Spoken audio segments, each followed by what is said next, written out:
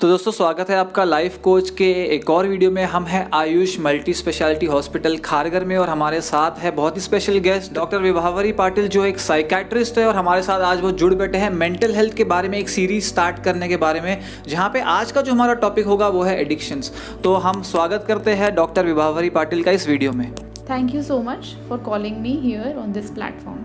तो मैम हम ये क्वेश्चन एंड आंसर का सिलसिला शुरू करते हैं बहुत ही जल्द से। तो पहला क्वेश्चन जो हमारे पास है कि आप एडिक्शन को या जो पर्सन नशे के शिकार है आप एडिक्शन को कैसे डिफाइन करोगे और क्या एडिक्शन एक डिजीज़ है? एडिक्शन एक मानसिक बीमारी है। एडिक्शन को डिफ़ाइन किया जाता है कि कोई भी किसी भी तरह की चीज़, नशे की चीज़ या कोई और चीज़, वो किसी की लाइफ में इतना ज़्यादा महत्व प्राप्त कर लेती है कि वो उस चीज़ के बिना रह नहीं पाता और उस चीज़ के लिए वो अपनी बाकी सारे रिस्पॉन्सिबिलिटीज़ छोड़ने के लिए रेडी हो जाता है। तो इस चीज़ को सिंपलेस्ट या सबसे आसान तरीका है एडिक्शन को डिफ़ाइन करने का कि वो उस चीज़ का इतना आदी हो जाता है कि बाकी और कोई चीज़ें उसको समझ में नहीं आती। तो अगले क्वेश्चन की तरफ हम चलते हैं कि जब लोगों को एडिक्शन की प्रॉब्लम होती है मोस्ट ऑफ द टाइम ऐसा होता है कि वो एडिक्शन को कंट्रोल नहीं कर पाते, रोक नहीं पाते। जैसे आपने बोला कि उनकी ज़िंदगी का एक बड़ा हिस्सा ले लेता है और वो बार बार वही चीज़ को रिपीट करते। तो ऐसा क्यों होता है कि कुछ ऐसी चीज़ें होती है या सब्सटेंसेस है वो इतना ज़्यादा किसी को आदी बना देती है? देखिए, कोई भी सब्सटेंस है जिसको हम नशे का सब्सटेंस कहते हैं, उसका असर हमारे दिमाग पे होता है। अब दिमाग में कुछ स्पेसिफिक न्यूरॉन्स होते हैं जो हमारे को अच्छा फील करवाते हैं, हमको कोई तो सेंस ऑफ अकम्प्लिशमेंट या मैंने कुछ हासिल किया है ऐसी भावना हमारे दिमाग में पैदा करते हैं। अब ये हासिल करने की भावना तो कोई अच्छे मार्क्स लेने के बाद या कुछ अच्छा डांस करने के बाद भी होती है, लेकिन इन सब्सटेंसेस ऑफ अब्यूज़ का जो सबसे स्पेशल पार्ट होता है कि वो क्या करते वो इस यंत्रणा को इस तरह से हाईजैक कर लेते हैं कि वो चीज़ लिए बिना उसको वो हासिल करने की भावना या कुछ अकम्प्लिश करने की भावना नहीं आती उस पेशेंट को। तो इस तरह से उस न्यूरॉन को ऑल्टर करने की वजह से, उस दिमाग के उन सेल्स के ऊपर असर डालने की वजह से इंसान को बार बार वो चीज़ लेने की इच्छा होती रहती है।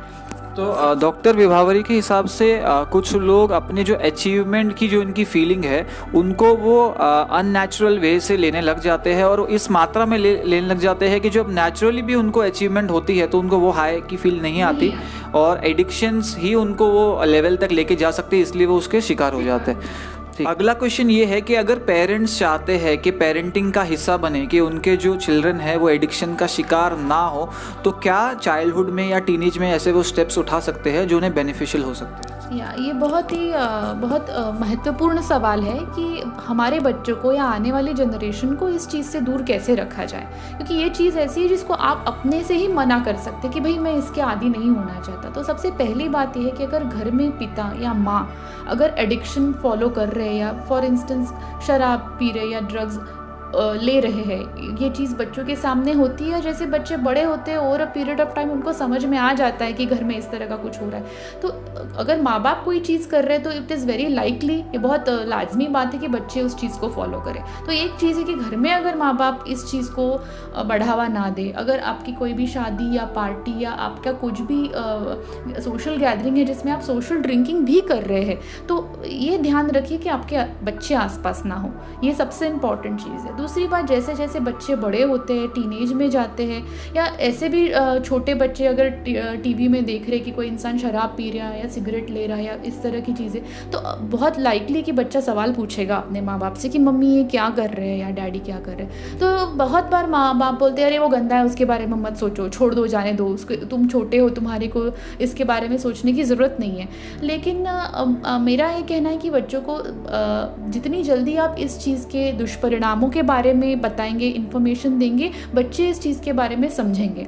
जैसे बच्चा अगर पूछ रहा है कि मम्मी शराब पीने से क्या होता है या इस चीज़ की वजह से क्या नुकसान होता है या फिर लोग क्यों पीते हैं ये बात, तो इस चीज़ को सामने वाले को बच्चे को समझाना चाहिए कि भाई ये जो चीज़ें आपके दिमाग पे असर डालती है, इस वजह से इंसान उसका आदी हो जाता है, आपके सेहत पे इसका बुरा असर पड़ता है। और अगर आगे चल के कोई आपको ये चीज़ ऑफ़र करे तो इसको मना करने में कोई कम बात नहीं है। अक्सर बच्चे एक्सपेरिमेंटेशन के तौर पे शराब या सिगरेट लेना शुरू करते हैं दोस्तों में कि अरे ये तो होता है, करके देखते हैं, देखो चलो क्या होता है। तो इसी में उनको लत लगने के चांसेस ज़्यादा होते हैं। तो अगर माँ बाप पहले ही, जब बच्चे इस चीज़ में इनिशिएट ना हो, उस वक्त ही अगर बच्चों को इस बारे में सही इन्फॉर्मेशन दे, इंटरनेट पे कई सारे इमेजेस, वीडियोस इसके बारे में अवेलेबल है जो आप बच्चों को दिखा सकते हैं, साथ में बैठ के बच्चों से कम्युनिकेट करेंगे तो उनको समझ में आएगा। तो ये एक चीज़ है जो माँ बाप ने करनी चाहिए पॉजिटिवली।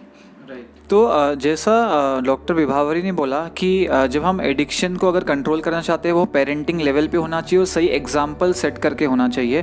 पर एक चीज़ यहाँ पे आती है कि जब एडिक्शन हम वर्ड के बारे में सोचते हैं तो हमारे सामने या अल्कोहल की बोतल या सिगरेट या हार्ड ड्रग्स हमें दिखते हैं। क्या इसके अलावा कोई ऐसी हैबिट्स है जो एडिक्शंस है, एडिक्शन कैटेगरी में नहीं है पर वो उतनी ही ज़्यादा हार्मिंग है जो पर्सन उसका शिकार हो सकता है?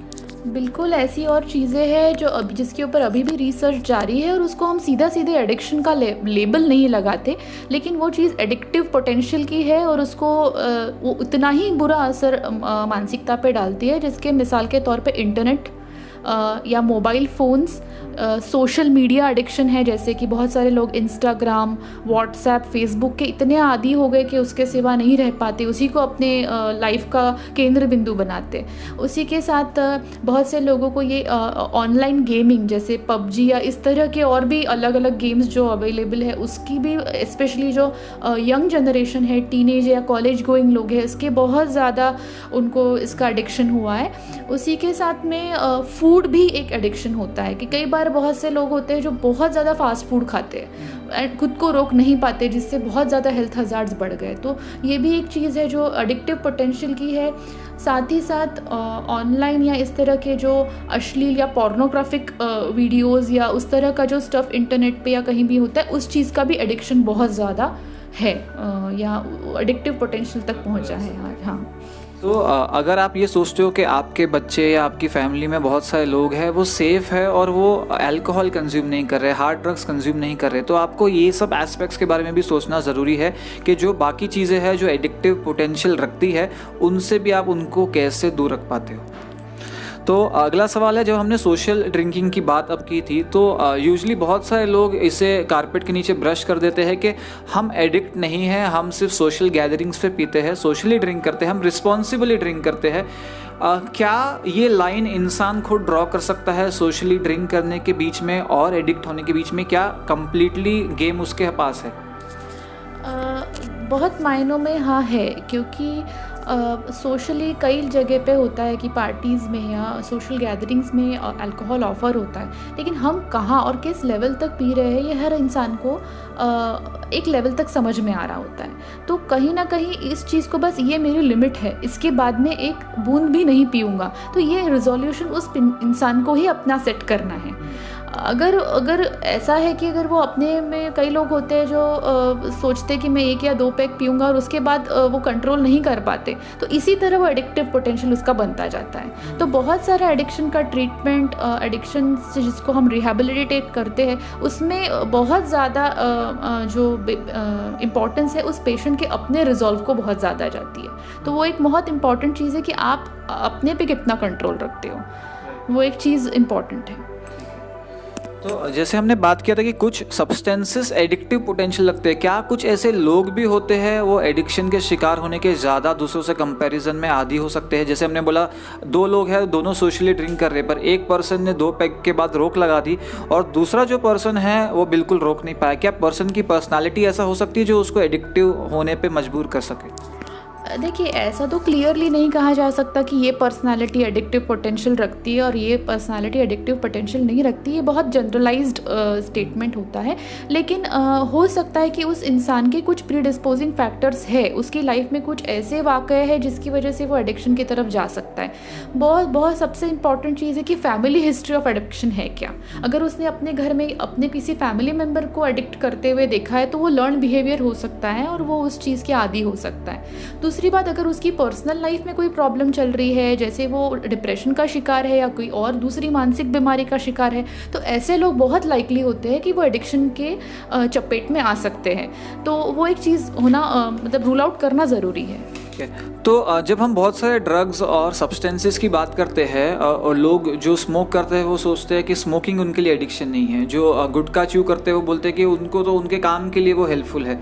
तो क्या कोई ऐसे सब्सटेंसेस है जो एडिक्टिव इन नेचर है पर वो हार्मलेस है बॉडी के लिए? और अगर जो हार्मफुल सब्सटेंसेस है हमारी बॉडी के लिए, जितने भी एडिक्शन है, वो हमारी बॉडी और ब्रेन को किस किस लेवल तक इफेक्ट कर सकते हैं? देखिए, किसी भी चीज़ की जब एक्सेस हो जाती है तो वो हार्मफुल ही होती है आपकी बॉडी के लिए। तो कई लोग कहते हैं कि स्मोकिंग तो हम इट्स ओके, 2 या 3 सिगरेट पीने से कौन सी बड़ी बात है, लेकिन उससे जो कार्बन या जो चीज़ आपके लंग में जा रही है उतना ही डैमेज कॉज करती है जो आप 10 सिगरेट पीने के बाद होता है। उसी साथ बहुत सी चीज़ें ऐसी है कि बहुत से लोगों को ये पोर्नोग्राफिक एडिक्शन है, लेकिन उस चीज़ से भले ही उनके शरीर पे कोई परिणाम ना हो रहा हो लेकिन मानसिकता पे परिणाम ज़रूर होता है। तो कोई भी चीज़ अगर एक्सेस में हो रही है तो उसका कोई ना कोई हेल्थ हज़ार्ड मेंटल हेल्थ पे या फिजिकल हेल्थ पे आपको थोड़े बहुत मात्रा में होने ही हैं। जैसे कई लोग कहते हैं कि मैं गुटखा च्यू करता हूँ क्योंकि मुझे काम में हेल्प होती है, लेकिन उनकी वही तो एडिक्शन का है ना कि उस इंसान को ये समझ में नहीं आता कि ये चीज़ उसकी बॉडी को बहुत नुकसान पहुँचा रही है। तो एक है कि ऐसे कोई हार्मलेस सब्सटेंसेस या हार्मलेस चीज़ नहीं है। Addiction itself is a disease, it is a disease, इसीलिए तो वो आपकी बॉडी को हार्म पहुँचा रहा है। So that is one thing. एक पर्सन का कहना है, पूछना है कि क्या मैं एक बार सिर्फ कोई चीज़ को टेस्ट करूँ, क्योंकि मेरे फ्रेंड्स मुझे बोलते हैं कि यार अल्कोहल ले ले या मैरिजुआना ले ले या कोई पर्टिकुलर चीज़ ले ले, तो क्या मैं एक बार में एडिक्ट हो सकता हूँ? और स्पेसिफिकली मैरिजुआना के लिए वो पूछते हैं कि वो तो एक नेचुरल प्लांट है, तो वो क्यों हार्मफुल हो सकता है? देखिए, एक बार कोई भी चीज़ को एज अ एक्सपेरिमेंट लेने से कोई उसको हम एडिक्ट लेबल या एडिक्ट डायग्नोज नहीं करते। जैसे मैंने पहले भी एडिक्शन की डेफिनेशन में बोला था कि उस ड्रग को कंज्यूम करना, ड्रग या कोई भी सब्सटेंस ऑफ अब्यूज़, फिर वो गुटखा, सिगरेट, कुछ भी हो सकता है, वो सब्सटेंस ऑफ अब्यूज़ को कंज्यूम करना, उस सब्सटेंस के अब्यूज़ से जो उनको हासिल करने की भावना है, उस भावना को पाना, ये उनकी लाइफ का जब सेंटर पॉइंट बनता है तब हम उसको एडिक्शन कहते हैं। तो 1 या 2 बार कोई चीज़ ट्राई करने से हम उसको ये नहीं कहेंगे कि भाई ये एडिक्ट हो गया है। दैट इज़ एक थिंग, मतलब वो काम पे जाना छोड़ देगा, पैसा कमाना छोड़ देगा, जितना भी पैसा कमाएगा सारा उस एडिक्शन में डालेगा, तब हम उसको बोलेंगे कि ये बीमारी के लेवल तक पहुँच गया है। अब कुछ लोग कहते हैं कि marijuana है, ये तो नेचुरल सब्सटेंस है, हम इसको ये तो प्लांट है तो ये एडिक्टिव कैसे होता है? तो बेसिकली पूरा प्लांट जो marijuana का है उसमें एक केमिकल होता है जिसको हम टेट्राहाइड्रोकैनाबिनॉल बोलते हैं, और उसका आपके दिमाग पे असर होता है और उस वजह से जो भी उसकी वजह से जो आपको मिलता है वो मिलता है। लेकिन अगर फिर भी मैंने वापस वही कहूँगी, अगर marijuana को पाना, उसको खरीदना, उसको कंज्यूम करना और उसी के नशे में रहना, ये अगर किसी की लाइफ का एम बन जाए तो फिर वो एडिक्शन ही है। वो नेचुरल है या ना है उससे कोई लेना देना नहीं है ना। तो जैसे अभी आपने बोला था कि कोई एक पर्सन जब एडिक्शन का शिकार होता है तो अपनी मैक्सिमम इनकम उसी एडिक्शन में डालने लगता है। तो एक व्यूअर का क्वेश्चन था जो ईमेल पे आया था, उन्होंने पूछा है कि ऐसा क्यों होता है और ऐसा कैसे होता है कि एक पर्सन जो ऑनेस्ट है, जिसे हम जानते हैं कि वो एक अच्छा पर्सन था, हमेशा सबकी केयर करता था, अच्छा इंसान था, और जब वो एडिक्शन का शिकार हो गया वही पर्सन घर के पैसे, घर की चीज़ें बेचने लग गया और घर में चोरी करने लग गया और बाकी भी क्राइम्स कमिट करने लग गया। तो ऐसा क्या एडिक्शन ने कर दिया कि उसकी अच्छाई ही चली गई? देखिए, जब हम कोई भी नशे की या एडिक्शन की बात करते हैं तो एक मानसिक बीमारी तो वो साथ ही है, लेकिन इसके साथ एक बहुत बड़ी सामाजिक बीमारी भी है, क्योंकि उस इंसान के सामाजिक फंक्शन पे भी बहुत असर पड़ता है। अपनी फैमिली के लिए केयर करना, उनके लिए प्रोवाइड करना, उसमें प्रॉब्लम्स आ जाती है। तो इसी को हम एडिक्शन कहते हैं कि उस चीज़ को पाकर, उस चीज़ को कंज्यूम करना उसकी लाइफ में इतना सेंटर चीज़ बन जाती है कि वो इंसान उसके लिए कुछ भी करने को रेडी होता है। उसका दिमाग पे उस ड्रग का असर ही इतना ज़्यादा हावी है कि अगर वो चीज़ उसको ना मिले तो वो इंसान कंफर्टेबली रह ही नहीं पाएगा। तो भले ही उसके दिल में कितना भी वो ऑनेस्ट हो, चाहे कुछ हो, लेकिन उस ड्रग को या उस चीज़ को पाकर के लेने की इच्छा इतनी प्रबल होती है कि वो इंसान फिर चोरी करना या घर की चीज़ें बेचना या कर्जा लेना, ये सारी चीज़ें कर बैठता है। तो बेसिकली ये सारा उस एडिक्शन का उसके दिमाग पे जो असर है उस वजह से ऐसा होता है। तो डॉक्टर विभावरी जी, आपका क्या रोल होगा किसी पर्सन को हेल्प करने के लिए जो पर्सन एडिक्शन का शिकार है? जब हम बात भी सुनते हैं एडिक्शन और एडिक्टेड पर्सन की, तो लोगों के मन में डायरेक्टली रिहैबिलिटेशन की बात आती है। वो हो सकता है किसी किसी को रिक्वायरमेंट हो, पर एज अ साइकेट्रिस्ट आपका क्या रोल होगा उन पर्सनस को हेल्प करने के लिए? कैसे आप उनकी हेल्प कर पाओगे?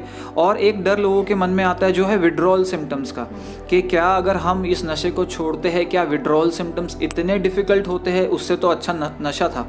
तो आप बताइए कि आपका क्या रोल होगा लोगों को इस एडिक्शन को मैनेज करने के लिए? देखिए, जो साइकेट्रिस्ट्स होते हैं वो ट्रेंड होते हैं एडिक्शंस वो किसी भी तरह का हो हैंडल करने के लिए। क्योंकि कोई भी अगर हम मिसाल के तौर पे अल्कोहल ले, अगर कोई इंसान अल्कोहल छोड़ना चाहता है तो साइकेट्रिस्ट इस सारी चीज़ में बहुत स्टेप बाय स्टेप जाता है। कई बार वो पेशेंट हमारे पास कोई रेफ़र करता है कि भाई इसके शरीर पे परिणाम हो रहा है, दूसरे डॉक्टर बोलते हैं कि ये बहुत ज़्यादा अल्कोहल कंज्यूम कर रहा है, इससे लिवर ख़राब हो रहा है, ये है वो है करके वो हमारे पास पेशेंट और रिलेटिव को भेजता है। सबसे पहली बात तो साइकेट्रिस्ट का काम ये होता है कि उसकी लेवल ऑफ एडिक्शन कितनी है, वो कितनी लेता है, कौन सी एडिक्शन लेता है, वो चीज़ को अच्छी तरह से एग्जामिन करना, पूरी हिस्ट्री लेना। उसके बाद हर एक इंसान का एडिक्शन का एक पिक्यूलियर पैटर्न होता है। अब कई लोग ऐसे होते हैं जो रेगुलरली रोज़ ड्रिंक करते हैं, कुछ लोग ऐसे होते हैं जो 15-20 दिन पूरी तरह से बंद करते हैं और 15-20 दिन कम्प्लीटली नशे में रहते हैं। तो ये पर्टिकुलर पैटर्न है जो पेशेंट टू पेशेंट डिफ़र करता है और उसकी ट्रीटमेंट उस पैटर्न के हिसाब से डिफ़र करती है।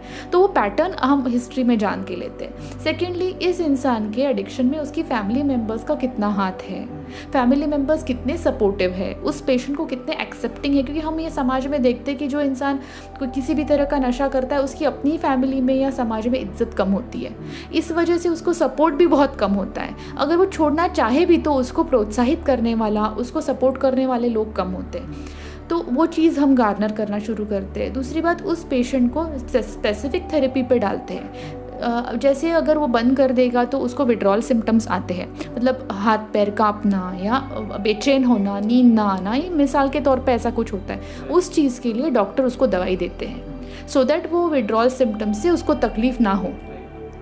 और वो चूँकि डॉक्टर प्रॉपर डोज एडजस्ट करके देते हैं तो पेशेंट के हिसाब से होती है, ठीक है, वो आप डॉक्टरी सलाह से लेते हैं। दूसरी बात, हम उस पेशेंट को अलग अलग थेरेपीज़ पे डालते हैं। For instance motivational enhancement therapy, मतलब अगर वो इंसान छोड़ना चाहता है तो उसको छोड़ने की जो इच्छा है उस चीज़ के ऊपर हम लोग थेरेपी करके उससे बातचीत करके उसको उस चीज़ से दूर रहने के लिए हम उसको एक स्पेसिफिक तरीके से उसको काउंसिल करते हैं सो दैट वो इंसान अपने आप को नशे की चीज़ से दूर रखे।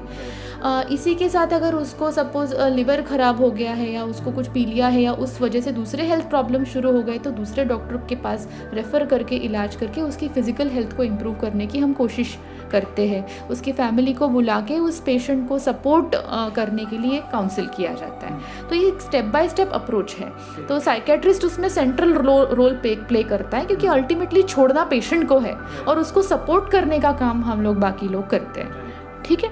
तो डॉक्टर विभावरी जी, आपका क्या सजेशन होगा ऐसे पर्सन को या उनकी फैमिली मेम्बर्स को, ठीक है, फिलहाल जो लोगों ने अभी कोई सब्सटेंस कंज्यूम करना शुरू किया है, उन्हें अभी हाल ही में पता चला है कि मे बी कुछ मंथ से उनके फैमिली मेम्बर एक सब्सटेंस कंज्यूम कर रहे हैं, और ऐसे लोग जो बहुत सालों से एडिक्ट है, आप इन्हें क्या एडवाइस करते हो जो उनके लिए हेल्पफुल हो सकती है? देखिए, रीसेंट एडिक्ट्स जो होते हैं, जो अभी जिनकी फैमिली को मालूम पड़ा है कि ये कुछ सब्सटेंस ऑफ अब्यूज़ ले रहे हैं, तो मेरा ये सलाह होगी कि कई बार ऐसे होता है कि साइकेट्रिस्ट के पास जाने के लिए जो पेशेंट एडिक्ट है वो सीधे मना कर दे या कहेगा कि मुझे डॉक्टर की कोई ज़रूरत ही नहीं है।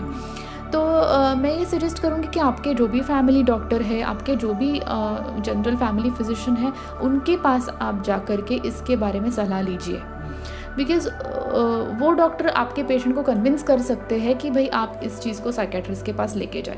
जितनी जल्दी कोई भी सब्सटेंस अब्यूज़ का पेशेंट साइकेट्रिस्ट के पास आता है, उतनी जल्दी उसका काउंसलिंग और बाकी सारी चीज़ें शुरू होती है।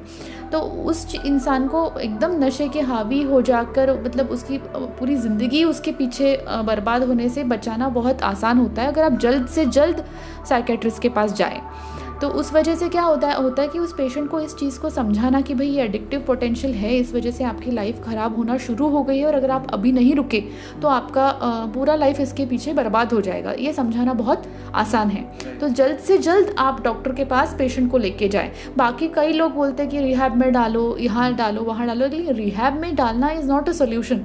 पेशेंट को ये चीज़ समझाना कि ये चीज़ उसके लिए ख़राब। पेशेंट कई ऐसे भी होते हैं जो रिहैबिलिटेशन सेंटर में जाते हैं, अच्छे हो जाते हैं और उसके बाद वापस घर जाने के बाद 15-20 दिन के बाद वापस शुरू कर देते हैं। तो इसमें सबसे महत्वपूर्ण बात है उस पेशेंट को ये बताना कि ये चीज़ छोड़ना सिर्फ उसके हाथ में है, बाकी सारे लोग उसको सपोर्ट करेंगे लेकिन छोड़ना उसको है।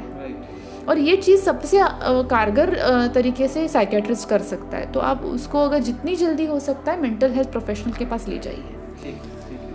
समाप्त करते हैं कि अगर कोई पर्सन है जो एडिक्शन का शिकार है और वो न्यूसेंस क्रिएट कर रहा है आपके लिए, यूजली अगर आप इसलिए सोच रहे हो कि उसे रिहैबिलिटेशन में लेके जाना है तो ये सही आइडिया नहीं होगा। अगर आप चाहते हो कि उसके अंदर की न्यूसेंस को आप ख़त्म करो जो उस पर्सन को एडिक्टिव बिहेवियर्स की तरफ धकेल रही है, तो एक्चुअली आप उसको हील कर पाओगे जो एक साइकेट्रिस्ट कर सकता है। एंड करने के लिए हम डॉक्टर विभावरी से पूछेंगे कि क्योंकि ये एक सोशल प्रॉब्लम है, ठीक है, और सारे जो सब्सटेंसेस है जो एडिक्टिव होते हैं वो मैन्युफैक्चर भी होते हैं और वो गवर्नमेंट के परमिशन से ही होते हैं। तो गवर्नमेंट का क्या रोल हो सकता है एडिक्शन प्रॉब्लम को कर्ब करने के लिए, जो एज अ साइकेट्रिस्ट आप एडवाइस देना चाहोगे? देखिए, गवर्नमेंट ने इसके लिए ऑलरेडी एक एक्ट बना के रखा है, NDPS एक्ट उसको हम कहते हैं, narcotic drugs and psychoactive substance act. उसके तहत ऐसा होता है कि जो इंसान को अभी जैसे marijuana है या हेरोइन है, ये सारी चीज़ें दवाइयों में भी यूज़ होती है। तो उस सबसे इम्पॉर्टेंट बात है कि गवर्नमेंट ने उसके रूल सेट करके रखे हैं कि भाई कोई भी इंसान इतने ग्राम के ऊपर ये चीज़ बेयर नहीं कर सकता या इतने ग्राम के ऊपर इस चीज़ को वो बिना लाइसेंस के यूज़ नहीं कर सकता या बिना लाइसेंस के उसको बेच नहीं सकता। इसी के साथ इस तरह की दवाइयाँ जैसे नींद की गोलियाँ है, जिसके ऊपर बहुत सारे लोग एडिक्ट हो जाते हैं, या जो दवाइयाँ दिमाग पे असर डालती ऐसी दवाइयाँ हैं, इसके लिए मेडिकल स्टोर्स के लिए एक स्पेसिफिक लाइसेंस होना बहुत ज़रूरी है। वो लाइसेंस अगर उनके पास नहीं होगा तो उस तरह की दवाइयाँ वो नहीं बेच सकते। दूसरी बात, इस तरह की दवाइयों के लिए डॉक्टर का प्रिस्क्रिप्शन असेंशियल है, मैंडेटरी है। अगर डॉक्टर का प्रिस्क्रिप्शन नहीं है तो वो दवाई पेशेंट को नहीं दी जाती। उसके ऊपर भी गवर्नमेंट के स्पेसिफिकेशंस ऐसे है कि उसके ऊपर एक डेट लिखी होती है, उस डेट को जितनी डॉक्टर ने लिखी है दवा उतनी ही प्रिस्क्राइब उतनी ही पेशेंट को मिलेगी, उससे ज़्यादा एक गोली भी नहीं दी जा सकती।